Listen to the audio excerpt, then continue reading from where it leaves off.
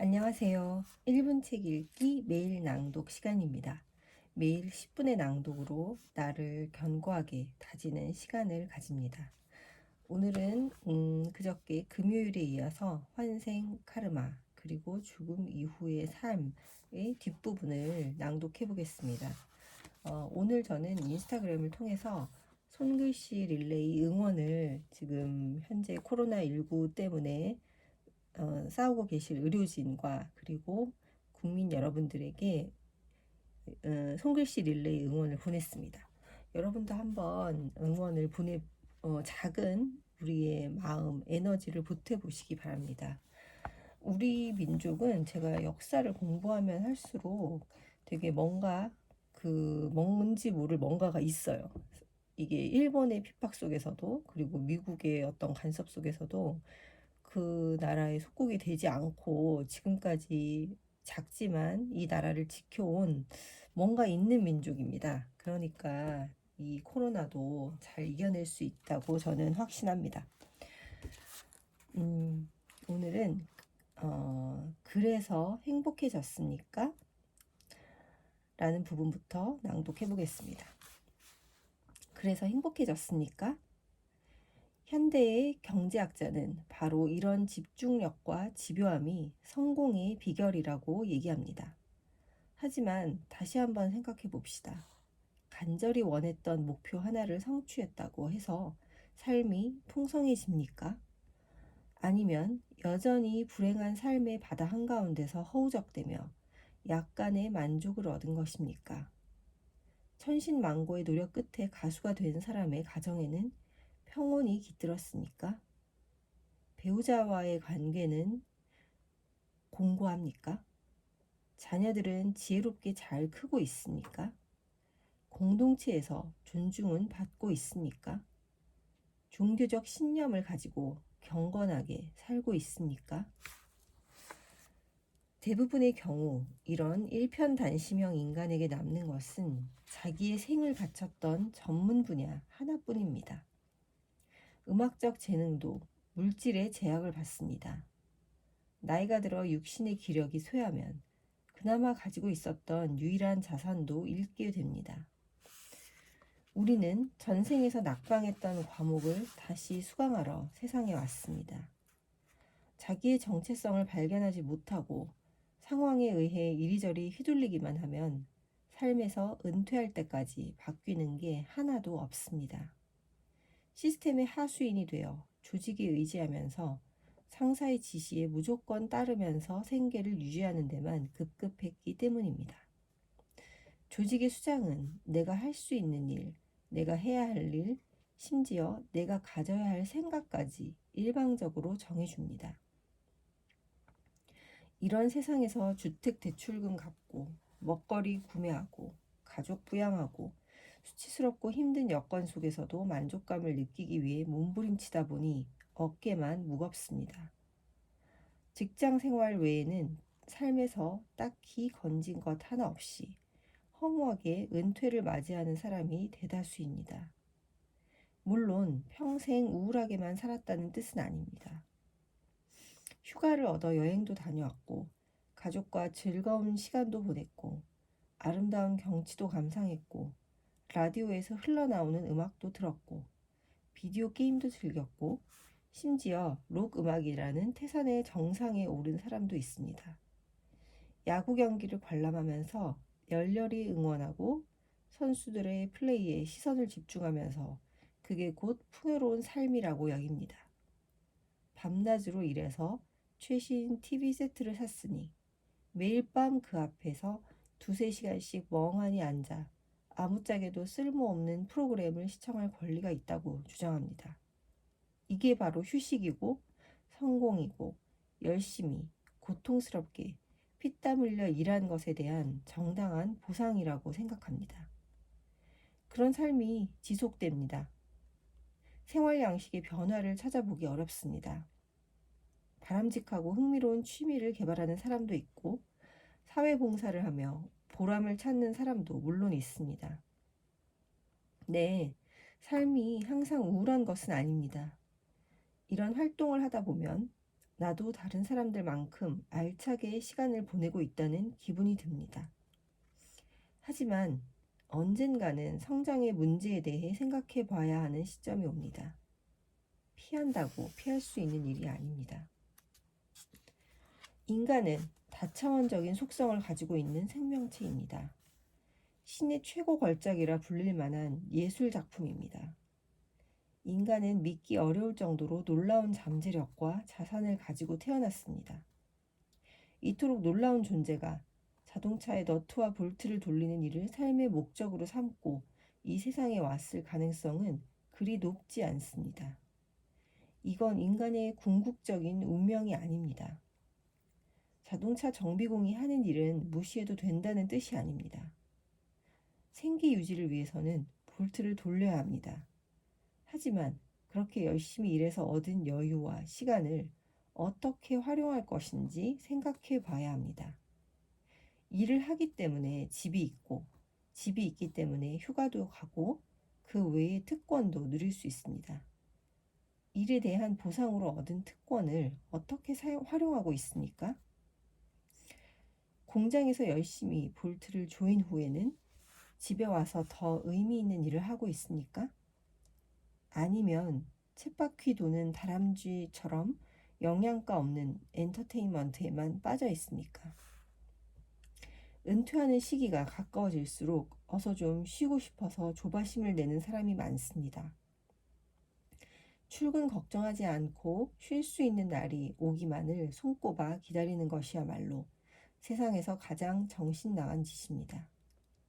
2주만 지나면 몸이 근지러워서 견디지 못합니다. 할 일이 없는 사람은 세상에서 가장 우울한 사람입니다. 그래서 자신의 쓸모없음을 잊기 위해 인공적인 것으로 빈 구멍을 채우려 합니다. 의미 없는 활동인 줄 알면서도 뭐든 찾아다닙니다. 하늘을 바라보며 사색에 잠기는 것도 좋지만 매일 그러고 있을 수는 없습니다. 나를 공부한다. 바로 이 시점이 우리가 큰 폭의 성장을 이룰 수 있는 절호의 기회입니다. 전생에서 마무리하지 못한 과제를 들고 세상에 왔다면 이번 생이 나에게 어떤 의미를 지니고 있는지에 대해서도 생각해 봐야 합니다. 지금까지 공동체의 일원으로 어떻게 처신하고 생활해 왔는지 되돌아봅시다. 결혼 생활은 행복했습니까? 그때 꼭 이혼까지 해야만 했습니까? 자녀를 조금 다르게 키웠더라면 어떻게 되었을까요? 그 비싼 차 사느라 굳이 그렇게까지 애를 태워야 했습니까? 그것보다 더 중요한 일은 없었습니까? 월급 받을 때마다 기다렸다는 듯이 마구잡이로 소비해버린 것이 과연 잘한 일입니까? 그때 생각 없이 행동하는 바람에 은퇴를 앞두고 저축해둔 돈이 없어 허덕이고 있는 것은 아닙니까? 그럭저럭 괜찮은 인생이었다고 자신있게 말할 수 있습니까? 지난 삶을 되돌아보면서 그 의미를 파악하고 난 후에는 내가 하지 못한 일들에 대해서도 생각해 볼 수 있습니다. 나의 지난 인생을 교재로 삼아 그 안에서 많은 것을 배울 수 있습니다. 내가 가진 것을 더 지혜롭게 쓸 수는 없었는지, 아쉬운 점은 없었는지, 제3자의 입장에서 나의 과거를 객관적으로 평가함으로써 더 나은 사람이 될 수 있습니다. 저는 이 부분이 이 환생에 관한 어떤 의미라고 생각이 돼요. 환생이 정말 새로 다시 태어났다라는 걸 의미하기보다는 나의 과거를 어떤 식으로든지 객관적으로 평가함으로써 그걸 통해 새로운 사람이 될 수 있다라는 의미라고 생각이 들었어요. 나의 역사를 공부함으로써 인생을 배우는 것입니다. 경험이 무조건 배움으로 이어지는 것은 아닙니다. 그 경험이 의미하는 바를 이해해야 배움을 얻을 수 있습니다. 내 삶에서 일어난 일과 사건 자체는 별 의미가 없습니다. 그 일에 대한 내 생각, 반응, 감정, 이해가 성장의 밑거름이 되는 것입니다. 사후에 더 높은 관점에서 내 삶에서 일어났던 일들을 조명해 볼 수 있어야 합니다. 노년에 이르면 전보다 풍요로운 종교적 삶을 영위할 수 있습니다. 은퇴 후에는 산업사회의 요구를 따를 의무가 사라지기 때문에 전보다 자유롭게 하고 싶었던 일을 할 기회가 많아집니다. 3, 40대부터 준비하면 노년에 이르러 자연의 법칙, 성장의 법칙을 따르고 실현하는 충만한 삶을 누릴 수 있습니다. 50억이 넘는 지구촌 인구의 대다수가 삶에 대한 별다른 고찰 없이 시간을 보내고 있습니다. 그저 정처 없이 방랑하면서 이유도 모른 채 고통에 신음하면서 존재의 의미를 이해하지 못하면서 괴로워하다가 절망에 빠져 포기합니다. 자기를 이해하고 평가하는 방법을 모르기 때문에 힘들어하는 것입니다. 학교 교육과정에 자기를 성찰하고 이해하는 방법을 가르치는 커리큘럼이 있어야 한다고 생각합니다. 나의 문제가 무엇인지 조목조목 지적해주는 심리학 과정 말고 내면의 잠재력을 펼치고 실현하는 방법을 가르치는 철학 과정을 말하는 것입니다. 예를 들어 컴퓨터 기술에 관한 지식의 습득은 잠재력의 실현이라 할 수 없습니다. 컴퓨터가 존재하기 이전의 사람들도 성장했고 컴퓨터가 세상에서 자취를 감춘 후에도 인간은 계속 성장할 것입니다. 컴퓨터 기술과 같은 하나의 전문 분야를 배우기 위해 일생을 바치면 태어났을 때보다 지혜롭고 성숙한 인간이 되어 떠나는 삶의 본래 목적을 달성할 수 없습니다. 다음에 환생했을 때는 컴퓨터가 존재하지 않을지도 모릅니다. 우리가 여러 전생에서 터득한 기술 중에는 쓸모가 없어졌거나 장차 사장되는 운명을 맞게 될 기술도 많이 있습니다. 우리가 연마해야 할 가장 중요한 기술은 성장하는 방법입니다. 이걸 배우지 못하면 나머지는 다 무용지물입니다. 우리는 각자 삶에서 마무리해야 할 일을 몇 개씩 가지고 있습니다. 아직 완성되지 않은 인간이기 때문에 해야 할 숙제가 남아있는 것입니다. 심지어 인간의 육신과 정신의 진화도 아직 완성되지 않았습니다. 인간은 지금도 모든 면에서 성장하고 있으며 우리는 앞으로도 여러 차례 환생하면서 더 많은 지식, 지혜, 통찰, 이해를 얻어야 합니다. 내가 남과 다른 생각을 하는 데는 그럴 만한 이유가 있습니다. 우리는 수많은 인간으로 구성된 사회에 성장하는 존재이며 성장의 목표는 우주 시민의 자격을 얻는 것입니다. 아무런 제약을 받지 않고 내면에 숨어있는 놀라운 잠재력을 마음껏 펼칠 수 있는 완성된 인간의 경지에 올라야 우주 시민이 될 수 있습니다. 진정한 성장은 지식 주입과 두뇌 개발 중심의 교육이 아니라 잠재력을 실현하는 방법을 배우고 실천했을 때 이루어집니다. 그래야 성숙한 인간이 될 수 있습니다. 내 안에 있는 그 사람이 진짜로 좋아하는 것은 무엇입니까? 어떻게 하면 그 사람을 알 수 있을까요? 진심으로 친해지고 따르고 싶지만 현재로서는 낯선 사람이나 다름없는 내 안에 그는 과연 누구일까요? 지금보다 훨씬 지혜로워지지 않으면 그 사람을 결코 알 수 없을 것입니다. 다행스럽게도 그를 이해할 수 있는 몇 가지 단서와 힌트가 있습니다. 내가 되고 싶은 사람, 내가 본받고 싶은 사람, 내가 진정으로 존경하고 따를 수 있는 사람의 대표적인 본보기는 바로 우리에게 잘 알려진 위대한 스승들입니다.